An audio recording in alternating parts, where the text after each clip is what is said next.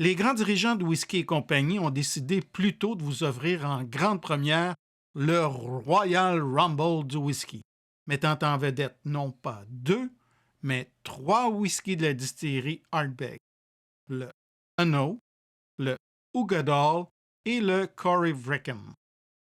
Dans les minutes qui vont suivre, nous allons nous amuser et nous prêter au jeu des comparaisons en mettant le Anno, le Uigeadail et le Corry Vreckan dans la même arène. Ça va être tout un combat, mon Didier.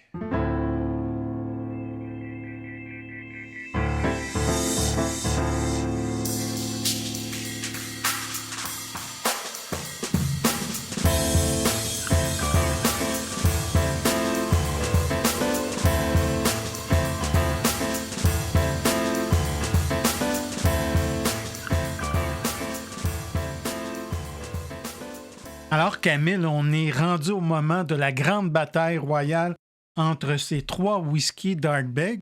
Dans le fond, le but de l'exercice, c'est d'essayer de voir s'il y a un des whiskies qu'on préfère par rapport aux autres. Puis peut-être voir s'il y a un classement possible à faire entre ces 3 excellents whiskies. Parce que je pense qu'on a aimé les 3 whiskies. Il n'y aura pas de perdant ce soir. Non. Puis c'est pas le but non plus.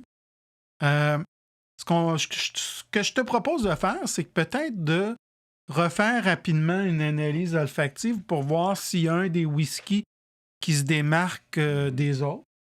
Puis on fera dans un deuxième temps peut-être une deuxième dégustation, mais là, ultra rapide, juste question de se réveiller les papilles gustatives pour pouvoir... Quel dommage!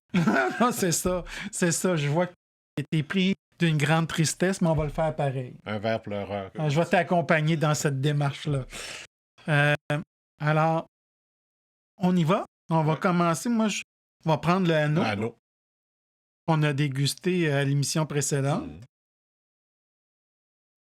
Moi, je me rappelle bien que l'Anno, on avait été frappé par l'ampleur là, de l'expérience olfactive, qu'on avait parlé d'une fumée qui était plus sucrée que salée au nez. Avec une certaine note d'agrumes aussi. Oui. Puis, présente. Oui, effectivement. Puis avec des éléments d'océan, je me rappelle bien des odeurs de sang mouillé ou de galets humides. Là. Maintenant, si on regarde pour le Uigeadail, oui, dans la dégustation, plutôt, on avait parlé d'aspect réservé, de timidité là, au niveau du nez. Te laisse pas prendre facilement. Non, qui demande un temps. Déjà d'emblée, ce que je peux voir, puis je me rappelle, tu en avais parlé d'un caractère qui était quand même généreux, doux, capiteux pour apprendre ton langage. Enveloppant, réconfortant. Oui. Il y a un autre aspect aussi qui est très présent, c'est le miel de gruyère De gruyère? De gruyère. T'as-tu une petite faim? Un petit trou. Un miel de bruyère. Que voulez-vous? Mais qui est plus présent, qui est dominant au niveau de l'Uigeadail. Avec ce petit léger parfum d'agrumes, de citron. Là. Ouais. En fond plat. Pour le Corry Vreckan. Encore là aussi une réserve là, au niveau du nez, mais quand même, je te dirais, un profil aromatique qui était assez intense. Là, quand on laisse le temps au whisky de s'ouvrir. Complexe là, en partant, mais aussi des odeurs d'orge maltée. Oui, je me rappelle, tu avais parlé du moment où on était rentré justement chez Ardbeg et qu'on était pris par ces belles odeurs de whisky qui est en fermentation. Quel beau souvenir. Oui. Oui. Il y a une belle aussi présence de fruits acidulés, beaucoup pamplemousse. Oui, un bon pamplemousse rose. Oui. Acidulé aussi, là, mais sucré. Écoute, au nez, je te dirais 3 beaux whisky. Franchement, là, le Ougador et le Corée Vrecan demandent qu'on laisse un peu plus de temps au whisky à s'ouvrir. Il faut le laisser respirer un peu plus que le anneau. Oui, parce que le anneau d'entrée de jeu à 46,6%, on n'est quand même pas envahi par les vapeurs d'éthanol. On peut rapidement percevoir C'est les ça. différents parfums du whisky. Ouais. Là, tu sais, on est à 8% de plus pour le Ougadal et 11% de plus pour le Corée Vrecan. Ouais. Puis je me rappelle d'avoir été quand même rempli ou surpris par l'intensité des parfums du Ouais. anneau. Le anneau va ressortir beaucoup plus au niveau du nez que les deux autres, qu'il faut le laisser respirer un Ouais. petit peu plus de temps. Le anneau, lui, va se dévoiler beaucoup plus rapidement. Moi, je suis d'accord avec toi que peut-être comme un jeune aspirant dans les premiers rounds, là, il arrive, il rentre, puis oh, OK, Il va faire ses preuves. il fait ses preuves, le champion est là, hein, rope-a-dope, il se promène, il prend les coups, puis dans le fond, son jeu, c'est pas de partir en lion. Hein? C'est ça. Puis je pense que comme l'image que j'emploie, ben, l'avantage peut-être du anneau par rapport aux deux autres, c'est que rapidement, on va avoir ce plaisir Ouais. de découvrir au plan olfactif ce whisky. Mais une fois qu'on laisse le temps au Godall et au Corey Vrecan de prendre un peu plus d'ampleur au niveau des parfums, ben là, on est récompensé. Ouais. C'est ça un peu la distinction au nez que je ferais. Oui, c'est ça. Un bon départ pour l'aspirant, mais à long terme, au dernier round, Il risque d'être fatigué un petit peu plus. plus fatigué, puis finalement, ben, nos deux champions ici en titre ben, vont quand même gagner le match haut la main. Là, Ouais. C'est une belle analyse. oui, oui. Maintenant, on y va en bouche pour voir si on a ce même rapport d'un whisky à l'autre. Ça va nous faire plaisir. Oh, on goûte un petit peu au Godard. Pas au Godard, mais au anneau.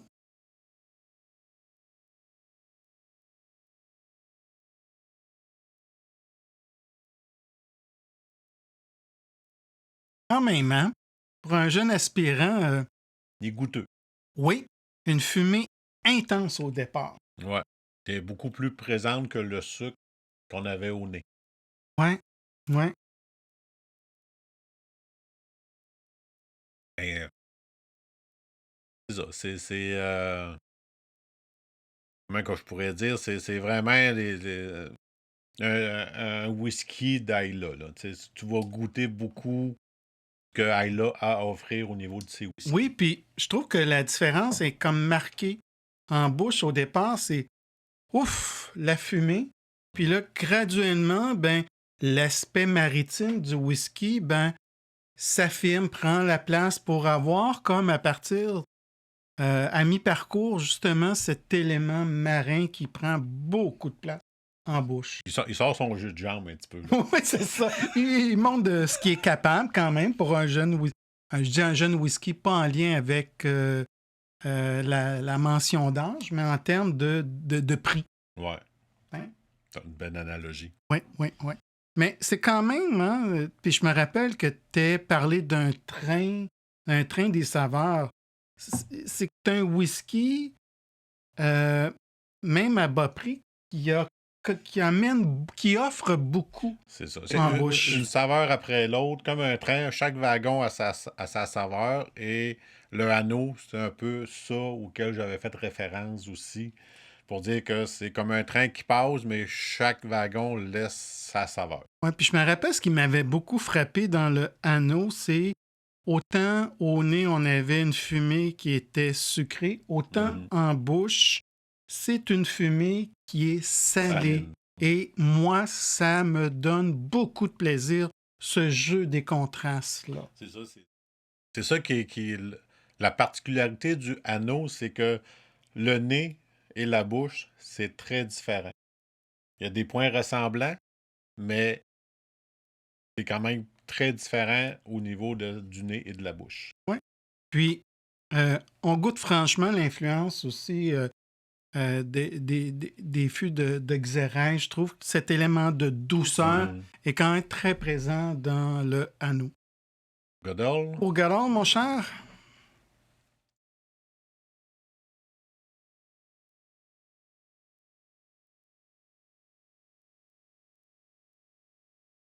Autre chose, là. Autant dans le Hainaut, au départ, on était envahi par cet aspect empyrumatique, la fumée, autant là, c'est l'aspect maritime du whisky qui, comme une vague, nous arrive en plein visage dès le départ. Là. C'est ça. Les saveurs sont beaucoup plus affirmées. Oui, beaucoup plus intenses. C'est ça. Carrément. Là. Ouais. C'est un whisky. En tout cas, le Hougador montre vraiment tout son caractère par rapport au Hainaut. Ouais. Puis je tiens à vous le rappeler, c'est 2 whiskies où, au niveau de l'assemblage, on a une contribution de whisky ayant vieilli dans des fûts de Xérès. Donc, cet élément de douceur est présent dans les deux, mais, comme tu dis, beaucoup plus intense. Là. C'est ça. C'est un petit peu plus explosif au niveau de l'expérience en bouche. Un peu comme que je disais auparavant, là, c'est un lancement de fusée puis qui monte, puis après ça, paf, ça nous pète dans la bouche. Là.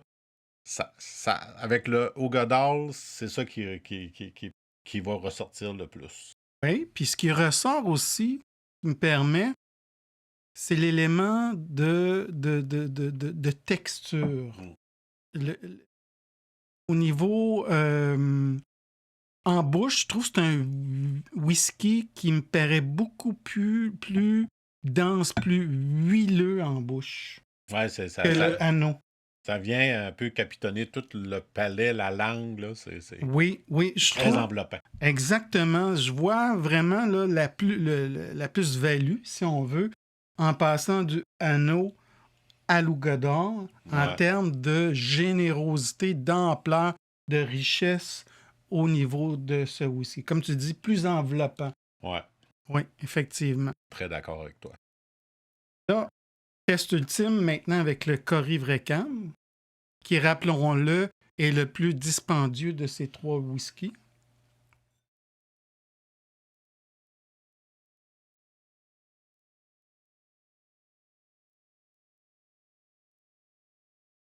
Un petit peu salé au départ.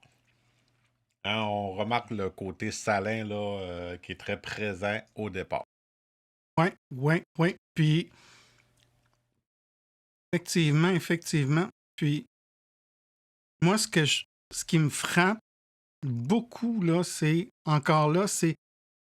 une complexité en bouche, une présence des saveurs très intense là, en bouche. C'est très marqué. Très, très marqué. Très, très marqué.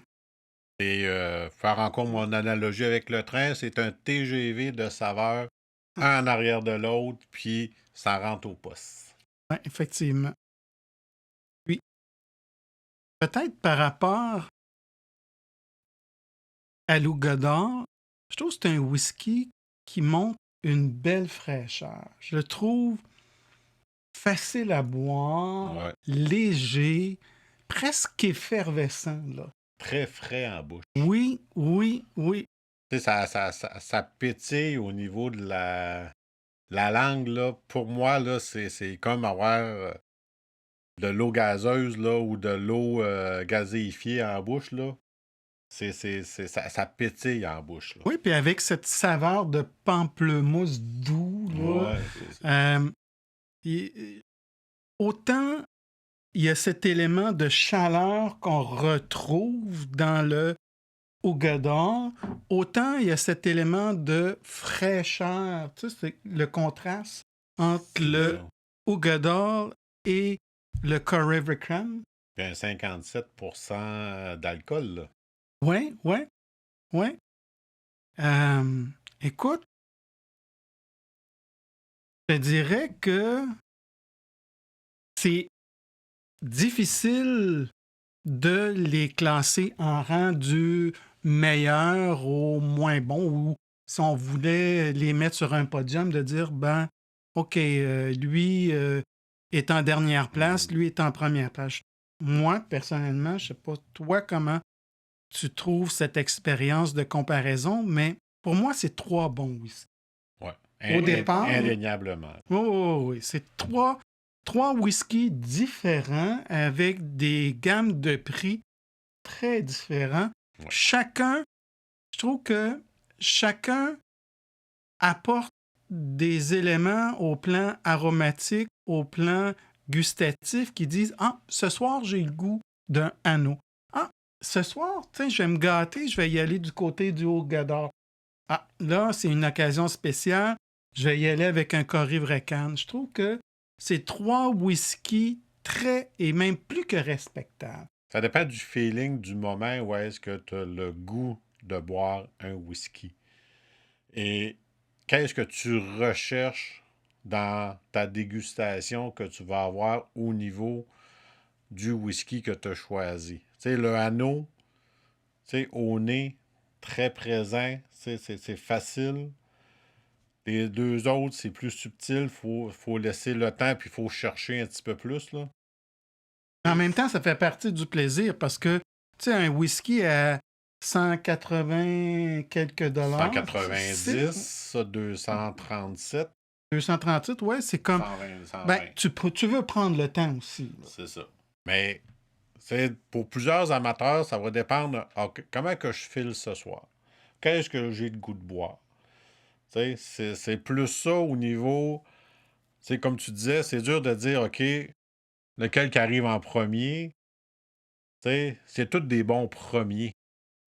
Ce qui est clair pour moi, c'est que l'ordre des prix qui est ascendant là, de si on part du Anneau au Goodall au Corrievrecan, c'est un ordre ascendant au niveau des prix, mais au niveau, je pense, qualité de whisky, il y a une correspondance. Dans le sens que, C'est ça. définitivement, le Corrievrecan, à mon avis, est légèrement supérieur au Goodall, et le Goodall est supérieur au Anneau. C'est au niveau de la finesse. Oui. Le Corrievrecan va vraiment arriver à une classe à part. Mais pas loin, tu as le Hogodal qui est vraiment, lui aussi, en finesse, mais un petit peu moins. Puis tu as le Anneau qui, comme tu disais, c'est pas le petit nouveau, mais c'est celui qui veut se démarquer, mais qui va emmener une fraîcheur autre que des deux autres, là. Puis, ce qui est aussi, ce qui est comme similaire dans ces 3 whiskies, c'est que dans le fond, si je prends le Anneau et le Hogador, tous les deux ont un certain pourcentage de whisky provenant de fûts de Xérès, mais c'est une contribution qui est minimale. Ouais. C'est pas un fort pourcentage. Donc, tous les 3 whiskies, il y a quand même un élément qui est une contribution importante d'ex-fûts de Bourbon dans l'assemblage maison de ces 3 whiskies. Donc, oui, il y a une présence de Xérès ou de contribution d'ex-fûts Xérès pour les 2 premiers whiskies, mais elle demeure comme subtile. Ça va amener comme un petit plus-value et qui différencie le Anneau et le Hogador du Corrievrecan. Mais tous les 3, ils ont cet élément ou ces éléments qui sont quand même propres au whisky ayant vieilli dans d'ex-fûts de Bourbon. Mais on retrouve les éléments typiques de la distillerie Ardbeg dans les 3. Oui, fumée, sel et cet élément plus agrumes, citron, pamplemousse. Ouais, c'est ça. Mais il faut toujours y aller selon son budget aussi, parce qu'on est dans 3 catégories de prix, 120, 190, puis pas loin de 240. C'est pour ça que je disais, c'est tous des bons premiers, mais tout dépendant aussi du budget que vous avez. Si vous avez le moyen d'avoir un Corrievrecan, ben vous allez aller plus vers lui. Ça n'empêche pas d'avoir les 3 dans sa collection. T'sais. Mais pour quelqu'un qui recherche un petit peu plus un whisky fin, tout en finesse, tout en délicatesse, ben, on va aller vers le Corée Vrecan. T'sais. Mais, à un moment donné, il faut faire un choix, il faut déterminer un champion. C'est ça. Puis dans le fond, je pense que c'est en fonction de chaque personne, en fonction de ce qu'on est prêt à investir dans un whisky au plan monétaire. Puis je me dis qu'une personne qui a peut-être un budget limité, puis qui se dit, ben je veux me gâter un anneau, puis je vais essayer un anneau, je vais dépasser la marque des 100 $, je vais aller vers un whisky de 124 $. Pour certains, c'est quand même une marche qui est haute, et je vous dis, vous ne serez pas déçus avec le anneau. Non.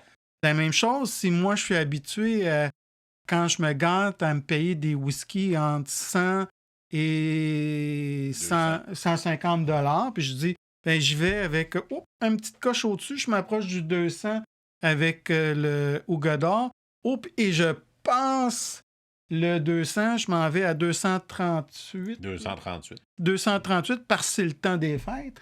Ben, je ne serai pas déçu non plus. Dans les 3 cas, vous ne serez aucunement déçu. Alors, ça a été toute une bataille. Ouais, c'est très... Pas de bain de sang. Ça a fini dans les verres, comme je te dis. Dans les verres, et on n'a pas fini le match. Nous, on va rester pour un après-match et finir sans vous ces 3 merveilleux whisky. Alors, on vous invite à faire un petit pouce dans les airs si vous avez aimé cette émission. Et n'oubliez pas de vous abonner et de nous faire un commentaire sur notre vidéo d'aujourd'hui. Et ben, si vous souhaitez en savoir davantage sur le anneau, le Ougador ou bien le Corée Vrecan, ou encore en apprendre davantage sur la distillerie Ardbeg, nous vous invitons à aller visiter notre site web à whiskycompagnie.com. Sur ce, on vous souhaite une excellente semaine et on a bien hâte de vous revoir pour une prochaine émission de Whisky et compagnie. Ben, santé à vous tous et à vous toutes. Merci beaucoup.